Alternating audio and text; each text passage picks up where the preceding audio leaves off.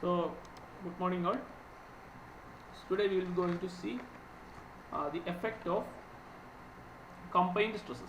Combined stresses means you can see here we are having three type of loading. Basically, an object may be encountered with three type of loading. So which I have numbered here 1, 2 and 3. And first one is basically the direct load. That means there will be direct stresses induced on the object. That means if the load is acting parallel to the axis, so it's passing through the axis, means it will create a direct stress that you can easily calculate. You already know sigma x is equal to, this stress is the resistive force per unit area, that is P by A. So we will be using this equation in order to find the first case. So second case means your stress is acting perpendicular to the axis, which will create a bending of the cantilever beam here.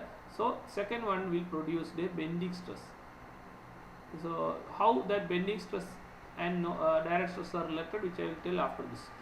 Now bending stress means you can calculate by what, M by bending equation you already studied in strength of materials. M by I is equal to sigma by Y is equal to E by R.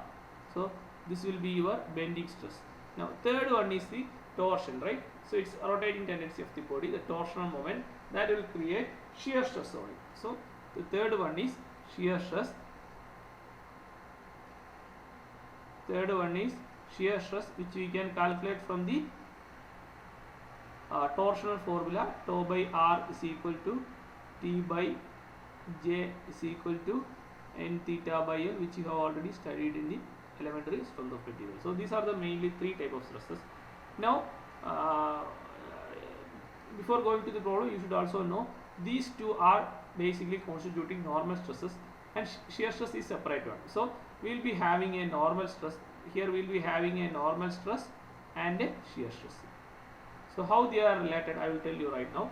See, here we have here I have drawn two objects. First one is cantilever and second one is simply supported. Cantilever and simply supported beam. See, if you are applying a force perpendicular to the axis of the object, then there will be a bending moment developed in the cantilever or simply supported beam, and the property will be, means what actually by applying this type of stresses, the body will try to stretch, right? Body will try to stretch. Stretch means what? Towards rightwards and towards leftwards, right? Stretch means towards rightwards and towards leftwards, it will try to stretch.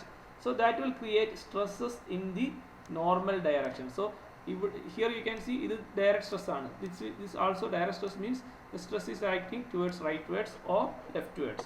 The tensile means it is rightwards, compressive means it is leftwards. Now similarly, this bending also creates stretching. Stretching means the stresses induced will be normal, which is in the same direction as that of the direct stress. Now the difference is that here the stresses over the surface will be maximum and it will be varying throughout the body. So stretching will not be same. So if at neutral axis the stretching will be 0, and when we go beyond the neutral axis, what will happen? The stretching increases and it will be maximum at the surface. So the diagram is shown here. If it's a cantilever means on the upward portion we will be having tensile stresses, and on the downward portion we will be having compressive stresses. And for a simply supported beam, on top portion you will be having compressive, that is above the neutral axis you will be having compressive, and below it is tension. So now what will happen if you combine this one? See, if you combine these two, means here first one is what? Direct stress, right? Direct stress is rightward. So if you are using a cantilever, it's in this cantilever beam, means see, on the top portion it will be plus 13.75 by A, right? Because it is both are tensile, and here it will be, what will happen? This will be negative and this will be plus. So you have to subtract these two.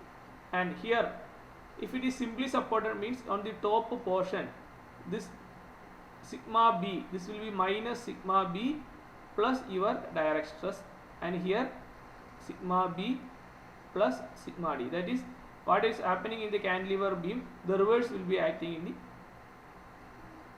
simply supported beam. See the difference, sigma b here, it will be top portion, it will be sigma b plus sigma d. Sigma d means this direct stress, right?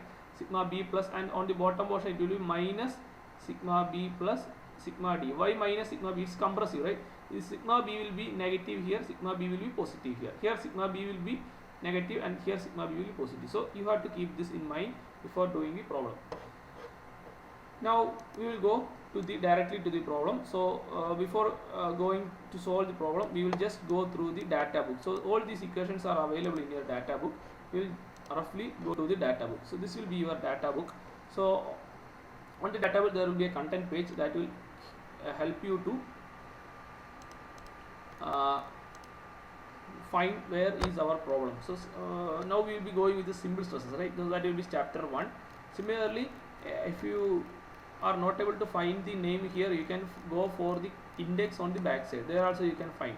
So if you want to go for ball bearing, here see 372, so you can directly go to that page. So these two will help you to understand the understand where our formulas are lying.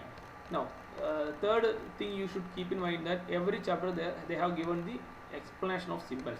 So you have to go through the symbols. If you are not understanding what it is referring to, you have to go through these symbols on the first page of every chapter. So first stress analysis, they have given symbols used in that chapter, and you can refer that if you want to. Now here we have to encode three type of forces, right? So first one is the direct stress, that is sigma F by A. So we will be using 1.1 A F by A. Now next one is the bending stress, that will be sigma B, that is MC by I. So what is C? If you have a doubt what is C, you can go above. C.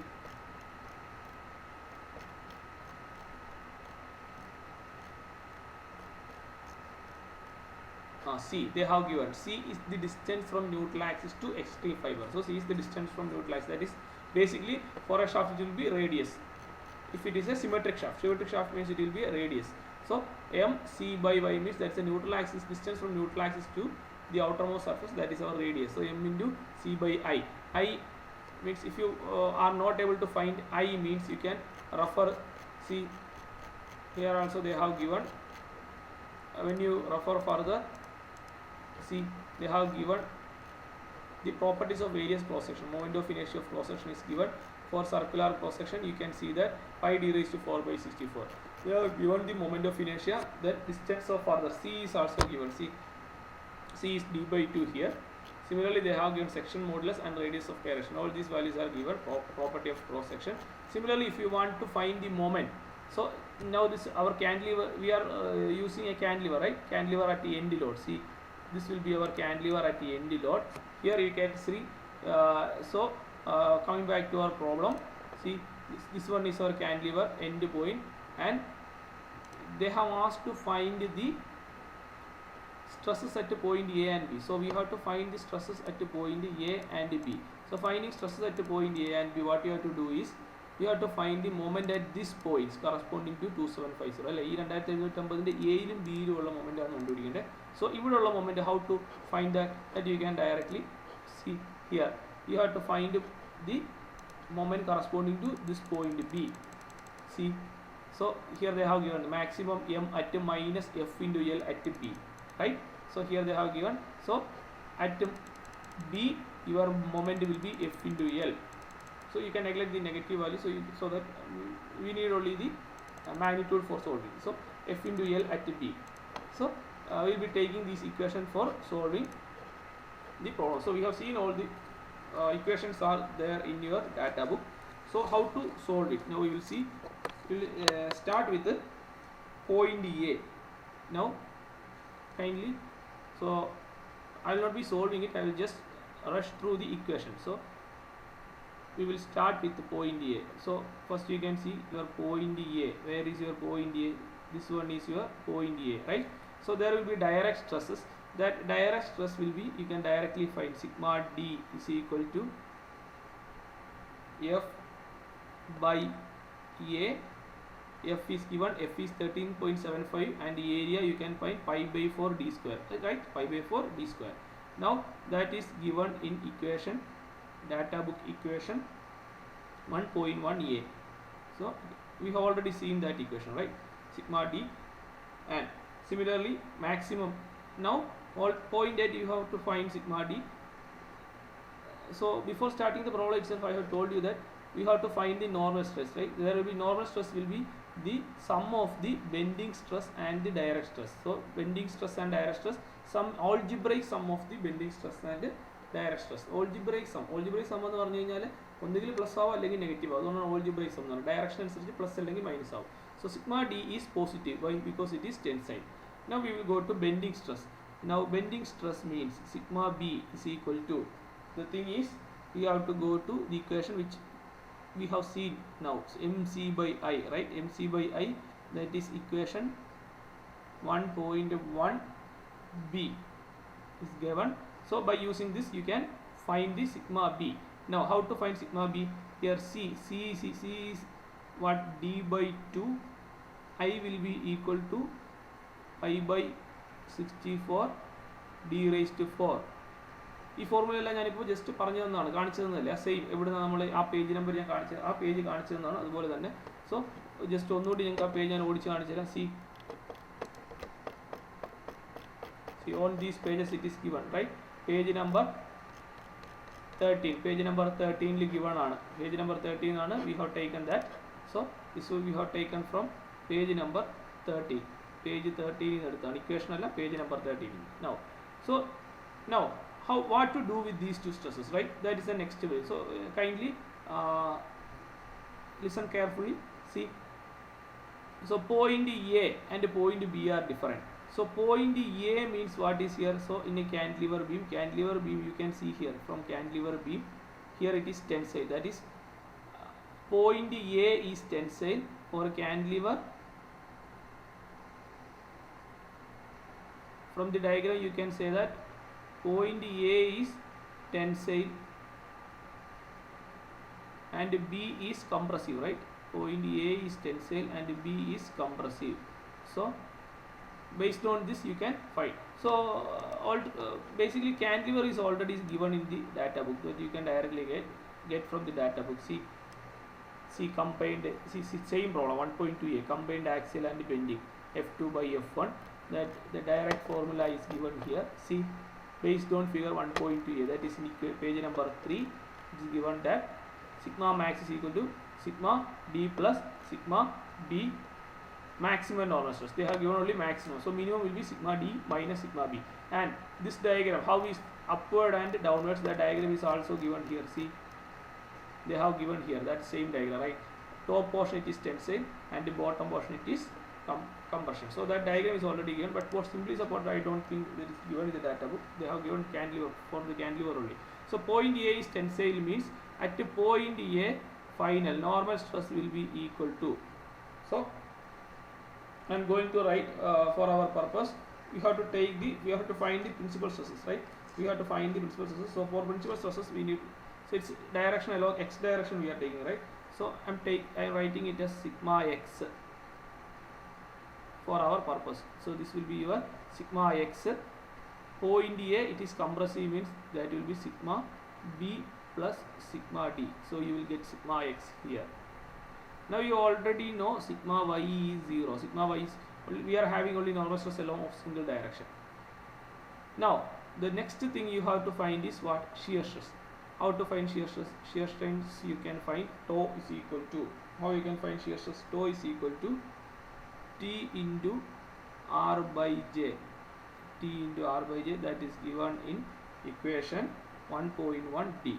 So you can, that is also given in the data book. You can take equation 1.1d T R by J. You can find the shear stress. Now how to find the shear stress? See, how to find the shear stress? Tau T is already given, right? T is given, radius you know, d by 2, and J is equal to, J means pi by 32 e raised to 4. So you can find J. J is also given on the data book. You can go through there. So J will be they have given the polar moment of inertia in page number 14. So in page number 14, if you go through, you can see J is given for circular section pi d raised to 4 by 32. So that also you can take from the data book. So everything is inside the data book, just you have to go through it and just use your brain to simply solve it. So you have found out tau, sigma x and tau. Now you can find the principal stress, right? Sigma 1 is equal to, that also given in the data. You can go for the data book. See the 1.1 d shear stress tau which we have seen now, and then what I means, I have talked about page number 14. See, polar moment of inertia pi d raised to 4 by 32 given on the data book, page number 14. Now after that you have to go for finding the principal stress. How to find the principal stress? See, principal stresses values are given here. See, maximum principal stress, minimum principal stress, 1.8 C, 1.8 D, sigma x plus sigma y by 2 plus minus 0. So now you can find sigma 1 is equal to sigma x plus sigma y by 2 plus root of sigma x minus sigma y by 2 the whole square plus tau square xy, right? This will be your this will be your principal stress, maximum principal stress, one of the principal stress, and the second principal stress will be sigma 2 is equal to same sigma, only the difference is instead of plus you have to put minus here, sigma x minus sigma y by 2 the whole square plus tau square xy. These are equations 1.8 C and 1.8 D. 1.8 C, 1.8 D, that is these are on page 5. You can see it on page 5. So by solving this, you already know sigma x is given here, sigma y is given, shear stress tau is given here, this tau is tau xy. So you can find sigma 1 and sigma 2. Now what you can do is, see, after finding sigma 1 and sigma 2, you can find the maximum shear stress, right? Tau max, maximum shear stress will be equal to, tau max will be equal to sigma 1 minus sigma 2 by 2. That is also given in the data book. That is equation 1.8F. Equation 1.8F is the tau max equation. Now similarly you have to find for the section B. See, for point B, what will be the difference? I will just tell the difference only, then you have to do it. See, for point B, the difference is direct stress, same direct stress, sigma D is equal to F by A. It will not be changing. Sigma B is equal to MC by I, also same. The difference is here, if you are going to take sigma x, see, I have already told you here bending stress is compressive, right? At B bending stress is compressive, that is it is negative. So you have to do sigma D minus sigma B. So sigma x will be equal to sigma D minus, previously it was sigma D plus B, here you have to go for sigma D minus B. And similarly previous same as sigma x is equal to 0 and tau xy. How to find tau xy? How to find tau xy? Now similarly tau xy you can find by same equation, T r by j, same T r by j. See, now you have to go to sigma 1 is equal to same sigma s2 and you can find tau max also. So you can by this method you can solve any type of simple stresses. You can find if whether it is simply supported or cantilever. Cantilever ആണെങ്കിൽ simply supported ആണെങ്കിൽ എന്താ വ്യത്യാസം വരുന്നത്? only thing മൂന്ന് type stress ഉണ്ടാവുള്ളൂ.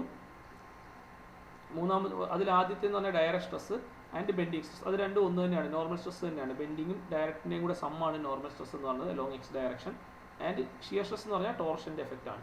ഇതിൽ ഒന്ന് തന്നിട്ടുണ്ടെങ്കിൽ അത് മാത്രം ഉപയോഗിച്ചാൽ മതി, രണ്ടെണ്ണം തന്നിട്ടുണ്ടെങ്കിൽ രണ്ട് ഉപയോഗിക്കണം, മൂന്നെണ്ണം തന്നിട്ടുണ്ടെങ്കിൽ മൂന്നിൻ്റെയും കൂടെ വരും. സോ ഇപ്പോൾ ടോർഷൻ ഇല്ലെങ്കിൽ this tau X will be equal to 0, or bending ഇല്ലെങ്കിൽ that sigma B is equal to 0, direct ഇല്ലെങ്കിൽ that sigma D is equal to 0. You have to apply the same equation. So the only thing is you have to remember that cantilever ആണെങ്കിൽ മുകളിൽ tension positive ആയിരിക്കും, താഴെ compression ആയിരിക്കും. എയും ബിയും എടുക്കാൻ നേരം. സിമ്പിൾ സപ്പോർട്ട് ആണെങ്കിൽ മുകളിൽ കംപ്രഷൻ, താഴെ tension. So by this way you can find the stresses in any type of body which is undergoing shear, bending and axial stresses. Thank you for hearing.